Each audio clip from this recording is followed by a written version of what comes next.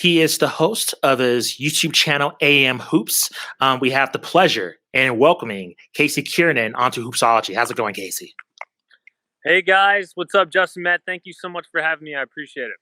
You're welcome. So let's not waste any time. We have a lot to discuss.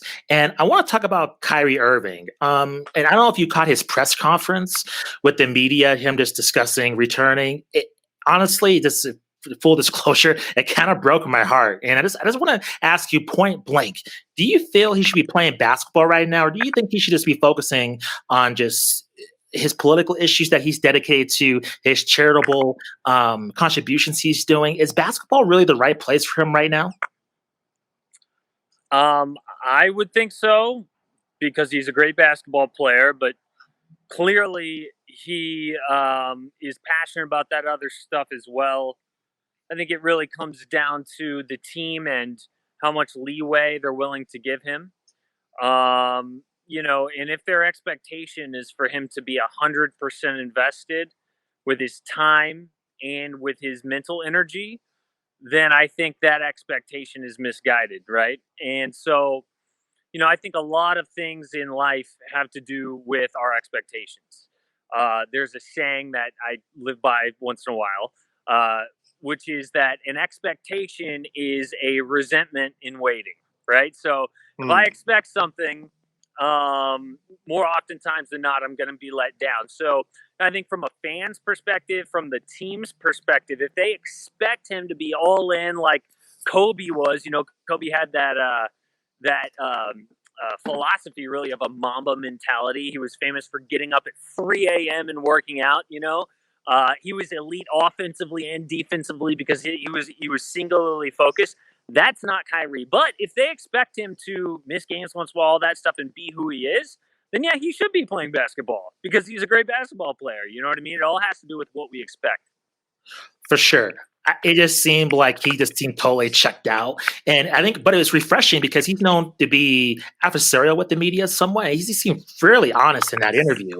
Talking about on the court, how do you think he's going to mesh with James Harden and Kevin Durant? We've seen him in action so far. Not the best results. They're phenomenally offensively, but not so great defensively. Where do you think this trio goes from here in terms of their expectations? Because at least from a media standpoint, it's kind of championship or bust. Do you agree with that philosophy? Oh, it's definitely championship or bust, but I think that they're clearly on their way to bust unless they fill out the roster with, guys who have options, like guys in the buyout market. The benefit that they have is twofold. Number one, they've got superstars on their team. Number two, they're in a great market that people want to live in, and those types of teams are like a LeBron team where, he's famous for getting veterans who are kind of ring chasing. They're guys who have options. They're talented. They're not too much of a burden in terms of salary, but they go there because they want to play with him, or they want to be in LA. And it's the same thing with this team. They need to get guys who can close the game with them on the court. Guys who are so good at defense that can get a stop, because so many of these games, especially in the playoffs, are like one possession games. But not only do you need to get a bucket, you need to get a stop. And we know that they can get a stop, right? And so, who's going to take that last shot? I would say KD first, Kyrie second, and James Harden third. Kevin Durant is Kevin Durant. He's a walking bucket. He's a mismatch nightmare. Kyrie Irving has shown in his past that he's a clutch playoff shot maker. James Harden has not shown that, right? And I think that's great for Harden. He can do what he has done, which is carry a team for 3 quarters, and then the last quarter maybe not. So this is a great marriage there, but I think there's a clear delineation in terms of who takes that last shot. Casey, follow up to that. You mentioned they need to get some other pieces, but they've also kind of handcuffed themselves in terms of what they can do with roster moves and things like that. They've given up lots of draft picks, obviously, to get James Harden. Do you think there's potential that, they trade maybe Kyrie, depending on if things get more volatile there? I mean, that seems pretty unlikely, but what do you think their options are as far as getting other pieces in there? Yeah, their options are a trade. I don't think Kyrie's a a likely candidate to get traded. In terms of guys on their roster right now who might be valuable on the market, probably, I mean, I want to say Joe Harris. It would hurt to get rid of him.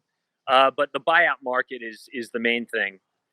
And, you know, there aren't many buyout guys who make a big difference in terms of the playoffs. But again, they've got the offense covered. They just need to get two more guys who can close games with them.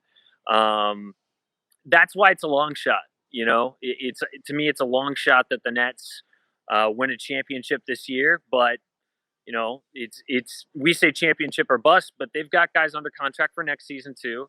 So I think the off season really would be when they do a lot of that team building. Makes sense. Keeping it in the East, Justin and I have talked a lot about the 76ers over the past couple of years and faith in Ben Simmons or lack thereof. What do you make of their hot start this year? And of course, Joel Embiid is, in podcasts I've listened to and among a lot of the media, kind of an early favorite for the MVP. Are you buying their hot start so far this season, or do you need to see a little bit more in the playoffs to be convinced? Yeah, I think you always need to see more in the playoffs when a team like theirs has disappointed year after year. But I am a believer in the fact that they are a complete team. You know, they've got an MVP type player in Joel Embiid. They've got good defense. There's a lot of hype about Doc Rivers, you know, and his coaching and the failures that he's had in the playoffs, but I think they've got good coaching. So I think they have everything it takes to come out of the East. But yeah, I do think that we do need to see it in the playoffs, and they need to stay healthy because that's been a big issue for this team. Not just Embiid, but the last few years, Ben Simmons has gotten injured as well. Really glad that Tobias Harris has taken another step. They've got the shooting, which is great. Seth Curry's been awesome. So I do buy their hot start. And we've just been burned so many times by the Sixers in the past. Like last year, I was all over the Sixers all the way to the end. They made me look dumb. Maybe I was dumb. But you know, so because they burned us so much, I still am sort of in wait to see mode. They've made a lot of us look that way for sure. Yeah, definitely. Casey, staying on the 76ers, I want to talk more about Ben Simmons because this has been a topic of discussion between Matt and I. And a lot of pundits still believe in him being a LeBron-esque player in this league. I never seen that. I'm perplexed why that was even the impression, even in LSU. I never really understood why that comparison was made. And I noticed in your video you pointed out his struggles this season, but I got the impression that you still see a lot of potential with him, perhaps on another team. So I guess what I'm asking you is, where do you see his future in terms of realizing his potential? And do you even see it as beyond just an all-star, as a kind of transcendent player? I mean, my biggest concern with him is that he can shoot, but he just won't. In that video that you referenced, there's this great clip, and it's on Twitter. I guess I'll retweet it, but it's of him in his summer league before his rookie year. He's taken all sorts of shots. I mean, everyone talks about the three ball, right? The three ball. It's not just the three ball with him that he won't take. It's anything outside the paint, basically. And in this summer league video, it's crazy. He's taking all sorts of shots. And so, you know, I'm not a Sixer fan, but I have friends who are Sixer fans. And for them, they're done. They're over Ben Simmons. They are done with him. Yes. And for a lot of us, it's just kind of frustrating. For them, they're just so over it. So, I mean, yes, I think the talent is there to fulfill that potential you're talking about. But as long as he's unwilling to do it and no coach can sort of crack that code, no, I don't see it happening. I want to shift gears and I want to talk about this rift, I guess, we're seeing between older players and younger players, and particularly Shaquille O'Neal's comments. I don't know if you caught it on Inside the NBA regarding Donovan Mitchell, basically calling him out in a post-game interview, something that you never really see.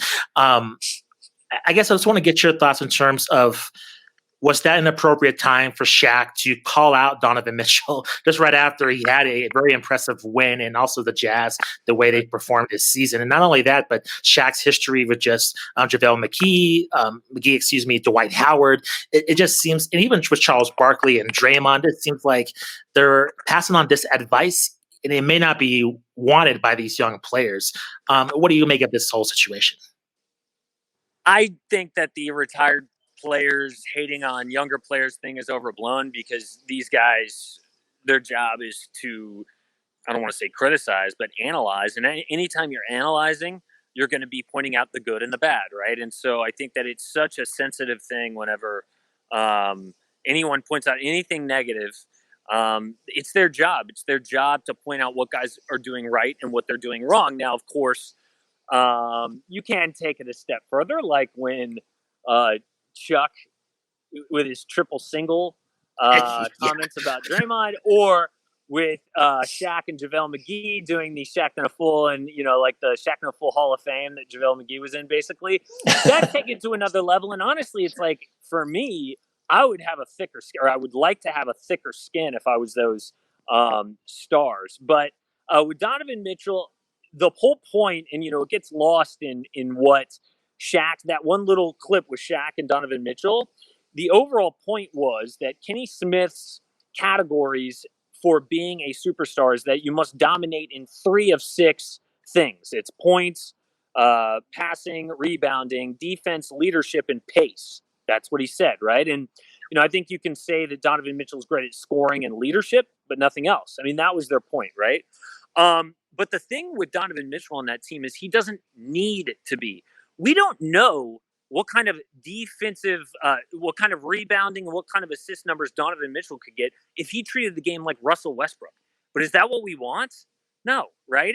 And there's even a clip out there of the TNT guys criticizing Russell Westbrook for doing too much and taking away from what his other teammates could possibly be doing. So, to me, that kind of mindset is what creates selfish basketball. I hate it. I know a lot of fans love Russell Westbrook, and they love Trae Young, and they love James Harden. These guys who do get a lot of rebounds, assists, and points. I hate that kind of basketball because it's not winning basketball. And to me, it's a selfish approach to the game. The Jazz are constructed to have guys like Mike Conley get the assists, dominant rebounders like Rudy Gobert and Derek Favors. I'm sure with the elite athleticism that Donovan Mitchell has, he could get those numbers if he wanted to. And I hope he doesn't buy into that, because I love the kind of player he is. They need other things around him to reach that next level. I'm with you 100% on that. As far as like filling up the stat sheet and things like that, I think if you've ever played basketball and you've played with someone who kind of, I mean, even talking about like the local YMCA where, you pass it to them and you're not going to see the ball again, or you're just going to get put with the ball in bad spots maybe, or things like that. Yeah, I think you can kind of understand how that affects morale potentially of a team. I wanted to shift gears about the season at large so far, and just kind of your general impressions of 2020, 2021 so far. Obviously, we have the pandemic, which, the NBA, I think everyone pretty much agrees did a pretty solid job with the bubble and kind of recouping after everything that went down this last year. And this season, it feels like kind of an odd mix to me, because we have these games that are getting postponed. I believe the number's up to 20 at this point. So things are a little volatile as far as that goes. But again, I think there's a lot of understanding. And then we have, the joy of Kevin Durant being back. We have the joy of Steph Curry being back, even though we had the injury with Klay Thompson. Wanted to get your thoughts and impressions of the season so far, how you're feeling about it. Do you feel pretty confident that we are going to get a full season this year, et cetera? Just your overall impressions. Yeah, I think if there was ever a time to put an asterisk on a season, it would be this season, at least the regular season. I don't know how it's going to be in the playoffs. Maybe we're all vaccinated by then. But yeah, the regular season standings are just going to look like a mess. I mean, I think the Grizzlies have their next 4 games postponed. Is that right? I've seen these articles talking about how they have a scheduling problem, And when they say this game is postponed to be made up later, like there's a serious doubts in a lot of people's mind that they don't have enough time to make up all these postponed games. It is a lot of games that have been pushed back. So I think the regular season is going to be weird, right? And then you always wonder, how do standings that aren't true, to the competitive balance of the league, how does that affect seeding and therefore matchups and therefore the integrity of the playoffs, right? Now, I don't think any of that's going to be questioned if we get a Lakers Bucks finals, or a Lakers Nets, or a Lakers Sixers, or whatever. But if we get something like, Lakers Pacers, I think people will then question the integrity of a Lakers championship or whatever. So for me, that's going to be kind of wait and see, because I don't know how we're going to look at the integrity of the playoffs and how that is affected by the pandemic. So look, it's really interesting, but they've got to do what they've got to do, right? They have to play the games. They have to postpone the games. It's fine. We're all living in this weird pandemic world, right? But then as far as the actual play is concerned, there were a lot of blowouts at first. It seems like that's come back to earth. I've been really impressed by the Clippers, especially their three-point shooting. They're like the 2016 Warriors. I don't know if you've seen their individual three-point percentages. It's insane. It's like 50%, 45%, 45%, 40%. There's like no one in their starting lineup under 40-something%. Even like Patrick Beverly. It's crazy. Nick Batum's been great. He's taken off some of the ball handling pressure of Kawhi. They didn't get that true point guard. I like the Clippers. Very disappointed by the Raptors. Eventually the talent exodus is going to catch up to them. Eventually losing Kawhi and Serge and Marc Gasol. And being this team that always finds the diamond in the rough, undrafted guy, like that's a good story, but eventually that's really not good. Like if can't really guys lean are on depending that. on, that's bad. So some disappointments, some surprises, but at the end of the day, it's basketball, it's games. I remember the months and weeks we had no games. Like I'm just so glad that we have these games. Yeah, it might be an asterisk, but I love basketball either way. One last question for you, Casey. How has your fandom been affected through the pandemic in terms of these players having to deal with these unusual circumstances, games being postponed? Have you noticed your joy of the game changing due to what you've watched in the bubble and what you observed this season? What are your overall kind of impressions as a fan compared to before the pandemic started? To be honest, every single time a pandemic topic gets brought up in a podcast or whatever, I skip through it. I don't really read any of the pandemic articles. It's not interesting to my audience on YouTube. If I did a pandemic or how COVID-19 is going to affect this season video, it would perform horribly. Fans care about, they care about LaMelo Ball's performance as a rookie. They care about, are the Hawks going to make the playoffs with all of their offseason additions? They care about, will Bradley Beal be traded? Those kinds of things. And so for me, basketball hasn't really changed in that way.